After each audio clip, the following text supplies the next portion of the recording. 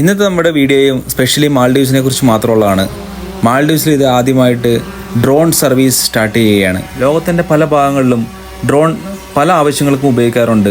Military പർപ്പസിന് ഉപയോഗിക്കാറുണ്ട്. കൃഷി സ്ഥലങ്ങളിൽ കളനാശിനി അടിക്കാൻ വരെ ഉപയോഗിക്കാറുണ്ട്.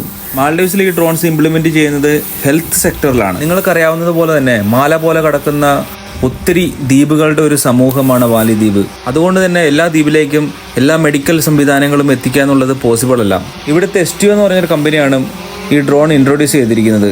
ഇപ്പം നിലവിൽ 2 യൂണിറ്റാണ് വന്നേക്കുന്നത്. ഇതിൻ്റെ ബാറ്ററി കപ്പാസിറ്റി എന്ന് പറഞ്ഞാൽ ഒറ്റ ചാർജിങ്ങിൽ 200 കിലോമീറ്റർ വരെ പോകാനുള്ള ശേഷിയുണ്ട്. അതുമാത്രമല്ല 3.5 കിലോ വരെയുള്ള വെയിറ്റ് വഹിച്ചുകൊണ്ട് പോകാനുള്ള ശേഷിയും ഈ ഡ്രോണിനുണ്ട്. ഇതിൻ്റെ മെയിൻ പർപ്പസ് 100 കിലോമീറ്ററിനകത്തുള്ള ചെറിയ ചെറിയ ദ്വീപുകളിലേക്ക് മെഡിസിൻ എത്തിക്കുക, അതേപോലെ തന്നെ അവിടുന്ന് ബ്ലഡ് സാമ്പിൾ കളക്ട് ചെയ്യുക.